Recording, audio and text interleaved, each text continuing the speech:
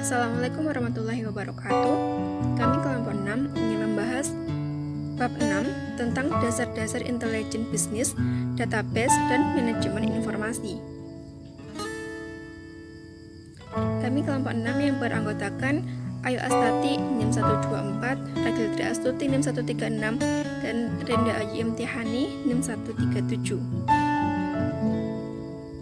Materi pertama adalah mengorganisasikan data dalam lingkungan file tradisional. Sistem informasi yang efektif menyediakan pengguna informasi yang akurat, tepat waktu, dan relevan. Informasi yang akurat yaitu bebas dari kesalahan. Selanjutnya ada hierarki data. Ada bit. Bit adalah mewakili unit data terkecil yang dapat ditangani oleh komputer. Yang kedua, bit. Kelompok bit mewakili satu buah karakter tunggal yang dapat berupa huruf, angka, maupun simbol. Yang ketiga adalah field. Bit-bit dapat dikelompokkan untuk membentuk field. Yang keempat ada record. Maksudnya adalah sekelompok field yang saling berhubungan. Ada juga file, yaitu sekumpulan record dengan jenis yang sama, dan database, file-file yang berhubungan dan diorganisasikan. Masalah dalam lingkungan data tradisional. Ada 5 ya. Yang pertama ada redundansi dan inkonsistensi data. Maksudnya, kehadiran data ganda pada beberapa file yang tersimpan di beberapa tempat atau lokasi. Yang kedua ada ketergantungan program data. Mengacu pada satu paket data yang diperlukan oleh program-program tertentu untuk memperbarui dan mengelola file tertentu, sehingga program tersebut perlu mengubah datanya. Ada kurangnya ketersediaan dan pendistribusian data, kurang fleksibilitas. Maksudnya, file tradisional tidak bisa mengirimkan laporan yang diperlukan dalam waktu tertentu. Ada juga sistem keamanan yang buruk. Longgarnya pengendalian atau pengelolaan terhadap data, akses, dan penyebaran informasi menjadi tidak terkendali. Selanjutnya adalah sistem manajemen database.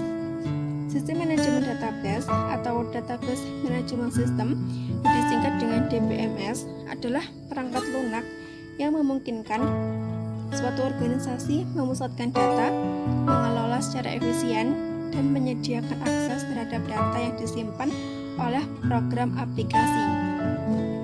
Yang pertama, bagaimana DBMS menyelesaikan masalah-masalah pada lingkungan file tradisional. DBMS mengurangi redundansi atau ganda dan inkonsistensi data dengan meminimalisasi file-file yang terisolasi yang berisi data sama. Mungkin DBMS tidak dapat menghilangkan redundansi data secara keseluruhan pada suatu organisasi, namun mereka dapat meminimalkannya. Yang kedua ada DBMS relasional. DBMS relasional menampilkan data menjadi tabel 2 dimensi. Tabel dapat juga dianggap sebagai file. Setiap tabel berisi pada data pada sebuah entitas berikut atributnya.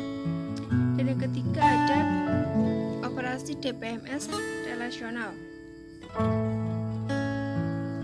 Dalam database relasional, 3 operasi dasar digunakan untuk mengembangkan serangkaian data yang sangat berguna, yaitu select, join, dan project. Dan selanjutnya ada database non-relasional dan database pada sistem cloud computing. Sistem manajemen database non-relasional yaitu menggunakan model data yang lebih fleksibel dan dirancang untuk mengelola data berukuran besar yang didistribusikan pada banyak perangkat serta mempermudah dalam meningkatkan atau menurunkan skalabilitas.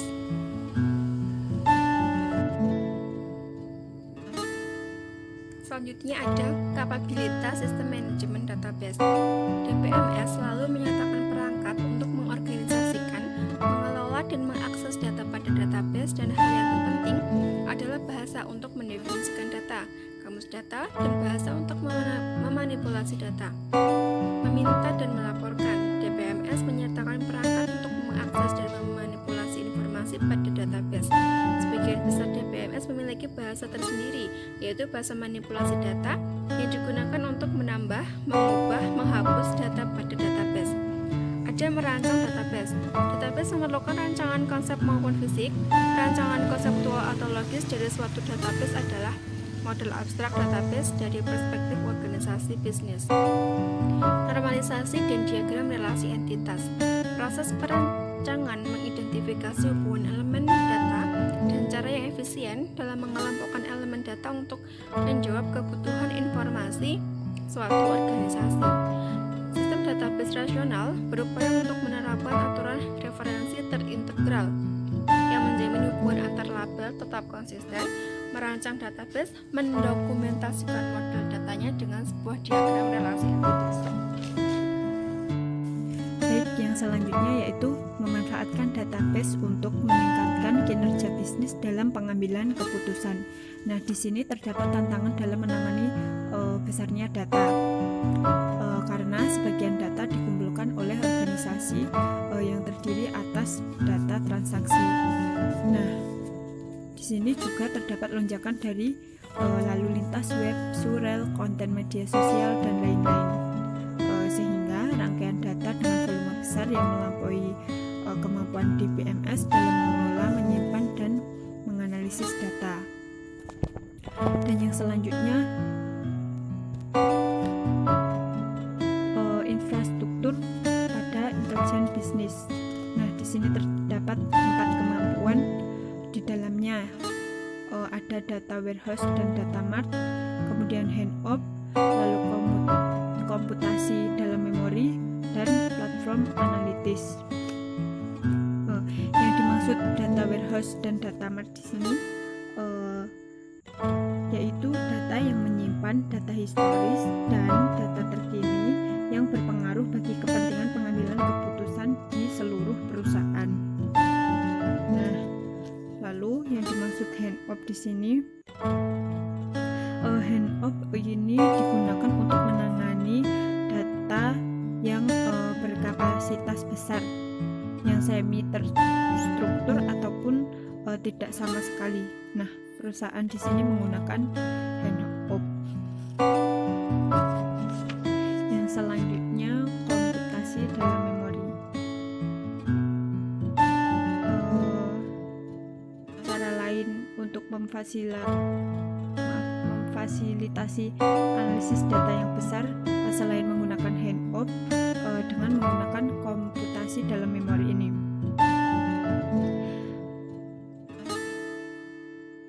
Karena komputasi dalam memori ini sangat mengandalkan pada memori utama bagi komputer untuk data penyimpanan, dan banyak para pengguna yang mengakses data yang disimpan dalam memori sistem utama. Dengan demikian dapat menghilangkan kemacetan dari mengambil dan membaca data dalam suatu database tradisional. Berdasarkan pada disk dan secara dramatis akan mempersingkat waktu tunggu dan permintaan. Nah, yang selanjutnya platform analitis. Di sini para vendor database komersial telah mengembangkan platform analitis yang berkecepatan tinggi yang terspesialisasi dengan menggunakan baik teknologi terkait maupun yang tidak terkait yang dioptimalkan untuk menganalisis kumpulan data yang sangat besar. Yang selanjutnya yaitu perangkat analitis yang terdiri dari hubungan, pola, dan tren. Nah, yang pertama pemrosesan analitis online atau OLAP. Nah, OLAP di sini mendukung analisis data yang multidimensional, yang memungkinkan bagi para pengguna untuk melihat data yang sama dalam cara-cara yang berbeda dengan menggunakan banyak dimensi. Selanjutnya yaitu ada data mining. Data mining di sini memberikan wawasan pada korporat data yang dapat diperoleh dengan OLAP dengan menemukan pola-pola yang tersembunyi serta hubungan dalam database yang besar, dan aturan menarik kesimpulan dari mereka untuk memprediksi perilaku pada masa Selanjutnya ada tipe informasi dari data mining. Tipe informasi dari data mining di sini meliputi asosiasi, urutan, klasifikasi, klaster, dan peramalan. Nah, yang dimaksud asosiasi yaitu kejadian yang dikaitkan dengan suatu peristiwa tunggal. Sedangkan urutan atau disebut sekuen, di sini peristiwa-peristiwa akan dikaitkan berdasarkan waktu. Berurutan tahap. Selanjutnya ada klasifikasi. Nah, klasifikasi di sini membahas pola-pola yang menggambarkan kelompok yang mana suatu barang yang dimiliki dengan memeriksa barang yang ada yang telah diklasifikasikan dan dengan menarik kesimpulan dari serangkaian aturan. Selanjutnya ada pengklasteran atau klaster. Nah, klaster di sini bekerja dengan cara yang sama seperti klasifikasi ketika tidak ada kelompok yang masih belum didefinisikan. Selanjutnya yaitu dengan peramalan. Meskipun penerapan tersebut melibatkan prediksi, tetapi peramalan menggunakan prediksi dalam cara yang berbeda. Peramalan di sini menggunakan serangkaian nilai yang ada untuk meramalkan beberapa besar dari nilai lainnya. Selanjutnya akan dijelaskan oleh teman saya. Saya akan melanjutkan materi dari rekan saya tentang text mining dan web mining. Text mining digunakan untuk menganalisis transkrip dari panggilan kepada pusat layanan pelanggan untuk mengidentifikasi layanan utama dan menyelesaikan masalah atau untuk mengatur pendapat pelanggan mengenai perusahaan. Perangkat text mining sekarang tersedia untuk membantu bisnis dalam menganalisis data tersebut. Alat-alat ini dapat mengekstrak elemen-elemen kunci dari rangkaian data yang besar yang tidak terstruktur, menemukan pola dan hubungan dalam meringkas informasi. Sedangkan web mining digunakan untuk membantu mereka dalam memahami perilaku konsumen, melakukan evaluasi atas keefektifan situs web tertentu, atau kualitas vari keberhasilan suatu kampanye pemasaran. Selanjutnya, database dan web. Database adalah kumpulan data yang disimpan secara sistematis di dalam komputer yang dapat diolah atau dimanipulasi menggunakan perangkat lunak atau program aplikasi untuk menghasilkan informasi.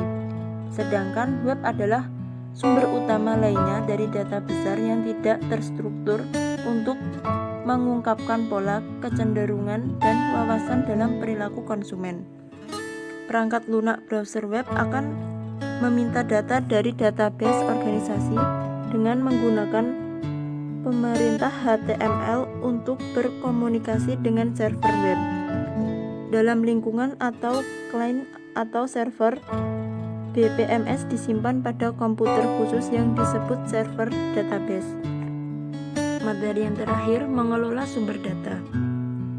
Memastikan kebijakan informasi.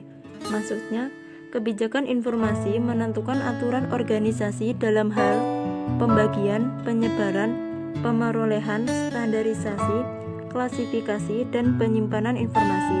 Dalam organisasi berskala besar, pengelolaan dan perencanaan informasi sebagai sumber daya perusahaan membutuhkan fungsi administrasi dan formal. Administrasi data bertanggung jawab atas kebijakan dan prosedur yang mengatur data sebagai sumber daya organisasi. Terdapat juga memastikan kualitas data. Maksudnya, mengidentifikasi dan memperbaiki data-data yang salah dan menciptakan program-program yang lebih baik untuk mengedit data ketika database tersebut mulai dioperasikan.